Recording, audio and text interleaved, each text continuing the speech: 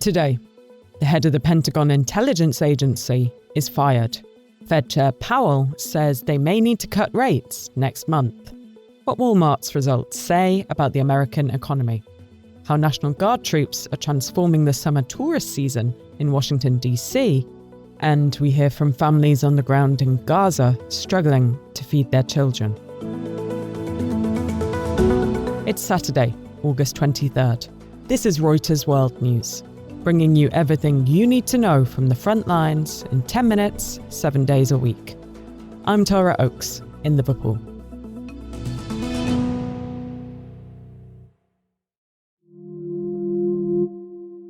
The head of the Pentagon's Defense Intelligence Agency has been fired. While it's not clear exactly why Lieutenant General Jeffrey Cruz was removed, it comes after the leak of a preliminary assessment that found that US airstrikes on Iranian nuclear facilities only set Tehran's program back a few months. That contradicts President Donald Trump's claims of total obliteration. President Trump has announced that the US will take a nearly 10% stake in Intel, purchasing shares at a discount to help the struggling chipmaker. The deal converts existing government grants from the Biden-era CHIPS Act into equity, ensuring Intel receives funding for US factory construction. Jerome Powell's speech at the Jackson Hole Economic Symposium hinted at a rate cut next month, but the Fed chair was careful not to reveal much more. We caught up with our Fed reporter Howard Schneider, who's on the ground in Wyoming. He's got two pretty strongly held bodies of opinion he's trying to manage on the Fed right now, one that's focused on rising inflation, another that sees the job market potentially weakening, job growth slowing, economic growth slowing, and that all potentially reinforcing itself in a bad way for the unemployment rate. So he clearly opened the door for a rate cut in September. Remember, September is one of the meetings where they will release quarterly economic updates, so we'll get a very nice mark-to-market there of where the sort of core of the committee feels rates are heading from September forward.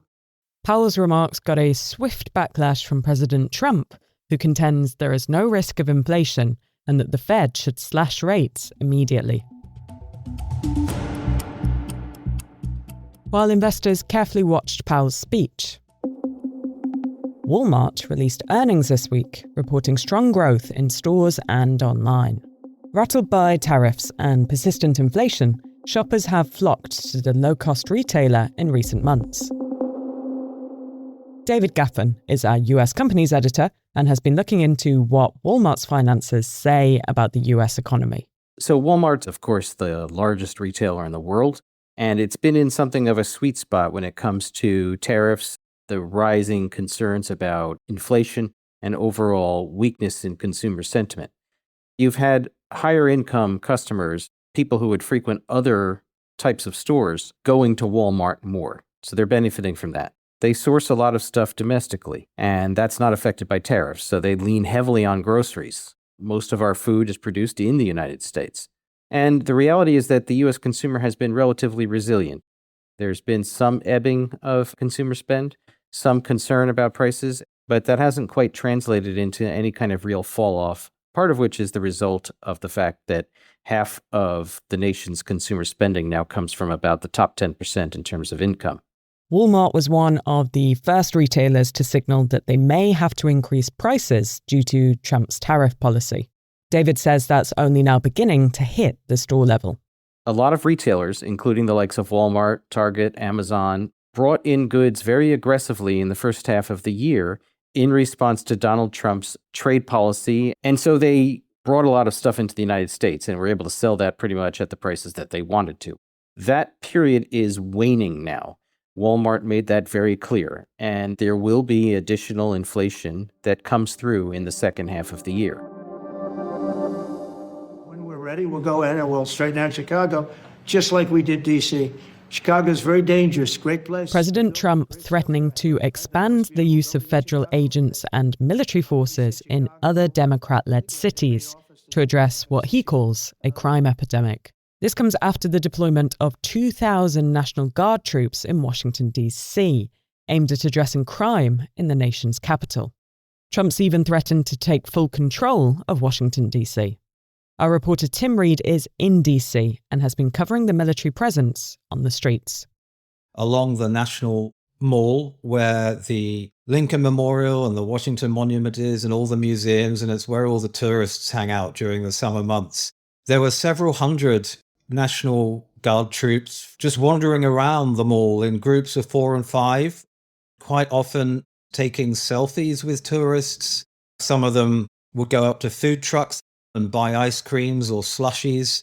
I even spoke to one National Guardsman, and he even admitted that they were a bit bored and really weren't doing anything.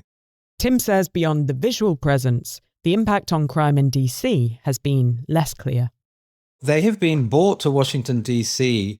officially, according to Donald Trump and other officials, to help fight what President Trump calls a crime epidemic in Washington, although crime rates are actually down compared to previous years. But they are not actually authorized as yet to arrest anybody. Meanwhile, I also went over to Ward 8. It's the neighborhood or neighborhoods in Washington that have the highest crime rates. Now, while federal and local police are making arrests in that area every night, there's not a single National Guard troop has been deployed to this area. And I spoke to some of the residents in Ward 8 who said they'd actually welcome National Guard troops on their streets to help improve the crime there, but there are no soldiers there at all.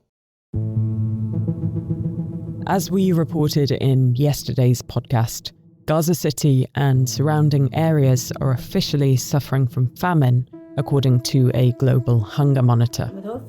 On the ground, families are struggling to feed their children, even as aid trucks cross the border. Aisha Wahdan, a mother of an 8-month-old boy, describes how she tries to keep her son fed with herbs when baby formula runs out.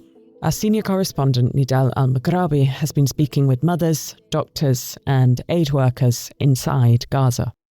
The reality is very difficult. We have families who are living on one meal a day, other families who cannot find bread for their children. Speaking to at least 4 mothers in the past 10 days say that they cannot breastfeed their children because they are not fed themselves. If a mother cannot breastfeed her child, she'll be depending on other materials like milk powders, but they also say that it's very expensive. It will be sold at unbelievable prices that many of them cannot afford. Nidal spoke about the challenges of getting food and aid into the enclave. The United Nations and Palestinian officials both say what's coming and what's being allowed by Israel is far from sufficient.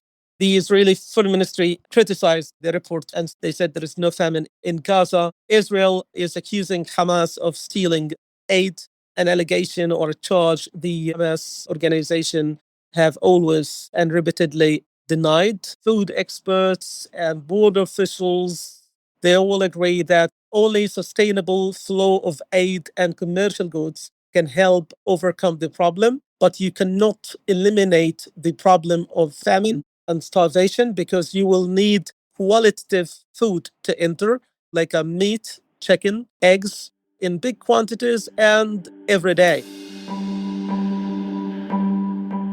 The Justice Department has released an interview with Ghislaine Maxwell, the former girlfriend of Jeffrey Epstein, who is serving a 20-year sentence for sex trafficking.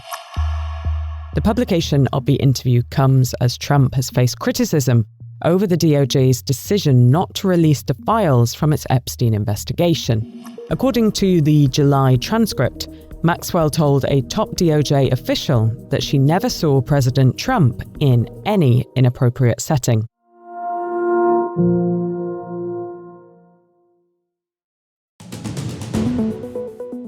Today's recommended read takes us to Tennessee, where thousands of former US nuclear employees are battling illnesses linked to radiation exposure. The government program meant to help them is in limbo after the suspension of a key medical review board.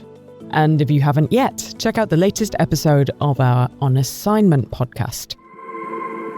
This week's is Inside Congo's Mines. a journey through contested terrain containing vital minerals for your everyday life.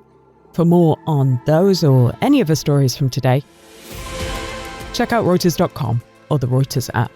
Don't forget to follow us on your favourite podcast player, and if you're listening on a smart speaker, just ask for the latest news from Reuters, 7 days a week. We'll be back tomorrow with our daily headline show.